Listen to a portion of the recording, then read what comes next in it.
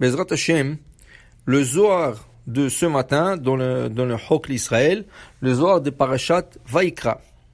Alors il explique le Zohar. Amar Rabbi Yehuda, patach ve'amar. Oda elav chatato, chatato. On dit que on lui fera savoir son péché. Alors je pose à Rabbi Yehuda la question, on lui fera savoir à qui? On lui fera savoir quoi? Alors il dit ici qu'une personne, quand elle faute, dit Rabbi Yehuda, du ciel, il lui montre qu'il a fauté. Parce que des fois, une personne faute, mais elle ne sait pas qu'elle a fauté. Elle ne pense même pas qu'il faut faire tchouva, elle ne pense même pas qu'elle a fait quelque chose de mal. Pour elle, tout est normal. Mais du ciel, comme ils savent qu'il a fait du mal, on lui fait savoir. Ou même au dialogue, comment on lui fait savoir? Bedinim. On lui montre ça par la rigueur. C'est quoi la rigueur? Quelque chose lui arrive. Et là, quand quelque chose lui arrive, là, la personne comprend qu'il a fait quelque chose de mal. Par exemple, un incident lui arrive pendant la journée. Alors là, il faut comprendre qu'il n'y a pas le hasard. Tout ce qui arrive à la personne tout de suite doit faire une relation. Ce qui m'est arrivé aujourd'hui, c'est quoi exactement le message du ciel? Alors, par rapport à ça c'est Oda elav min hashamayim, il dit, et il dit elav bedin. Et ça, c'est un jugement, parce que la personne, elle a un petit inconvénient, que maintenant, il doit comprendre qu'est-ce qu'il a fait du mal.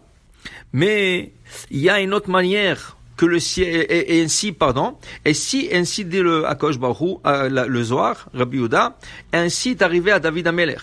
David Amelech, qu'il a fait avec l'histoire avec Bathsheba, lo ishgiach bezeh, il n'a pas vu quelque chose de mal dans ça. En vérité, il n'a pas fauté.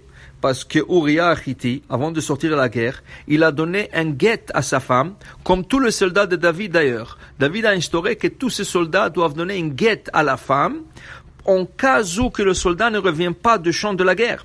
Vous savez qu'un soldat qui est sorti à la guerre, il n'est pas revenu, sa femme ne peut pas se marier jusqu'à on a un témoignage clair, au moins par une personne, que le soldat est mort.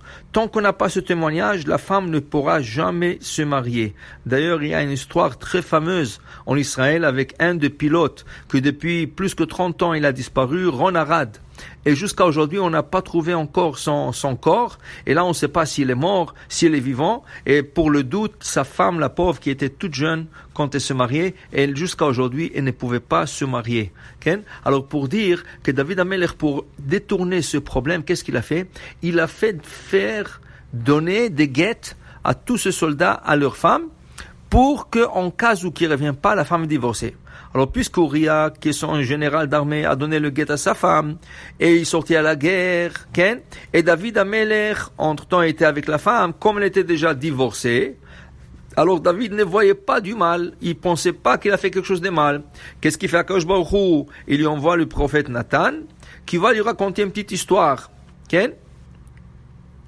Et l'histoire est que il y avait deux voisins, un riche, un pauvre, et le pauvre, il avait une seule brebis, et le riche avait un troupeau.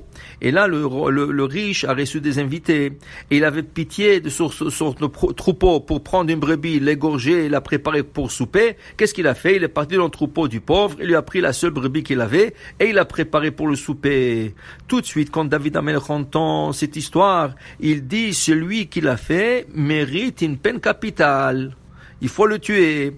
Vient Nathan Hanavi, lui dit, mais justement, c'est toi qui l'as fait, parce que toi, tu avais déjà 6 femmes. Et Uriah Hitti avait une seule femme, comme une seule brebis. Et toi, tu es parti chercher sa brebis, sa femme à lui, mais tu n'avais pas assez avec 6 femmes, et tu avais droit de même de marier 18 femmes. Mais pourquoi tu es parti chercher la femme d'Uriah Hitti? Et là, David a compris que il a fauté. Mais ça, c'était par jugement. Il s'est jugé lui-même. Et là, il a compris qu'il a fait quelque chose de faux.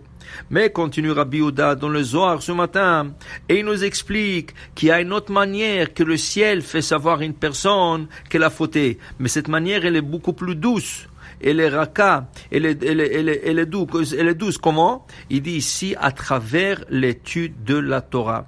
Une personne qui étudie la Torah, Akadosh Baruch Hu lui montre, à travers l'étude, qu'il a fauté. Comment ça peut arriver? Alors, un exemple, une personne décide d'étudier aujourd'hui les lois de Shabbat, comme ça, il est parti quelque part, et il a trouvé un livre qui parle du Shabbat, il ouvre le livre, et il commence à lire l'halakha. Il est en train de lire l'halakha, et qu'est-ce qui arrive là-bas? Il est en train de lire que ce qu'il a fait le Shabbat dernier, c'est écrit là-bas que l'action qu'il a fait, et c'est interdit de faire Shabbat. Alors, il vient de réaliser que le Shabbat dernier, il a fait quelque chose de faux. Pour lui, c'était pas une faute, mais voilà, du ciel, on lui a montré d'une manière douce comment il a fauté et maintenant il doit faire tchouva. Alors pour vous dire, c'est ça qui est important, c'est pourquoi c'est important d'étudier. Quand on étudie, dit Rabbi Yehuda, Akadosh Baruch Hu montre à la personne d'une manière douce qu'elle a fauté, que ce soit pour le Shabbat, que ce soit pour le kasher, que ce soit pour n'importe le quoi, à travers l'étude, le ciel devant la personne si il a fait. Ça veut pas dire qu'il a fait, mais en cas qu'il a fait, à travers l'étude, il le trouvera. Baruch Adonai Le'olam, Amen ve Amen.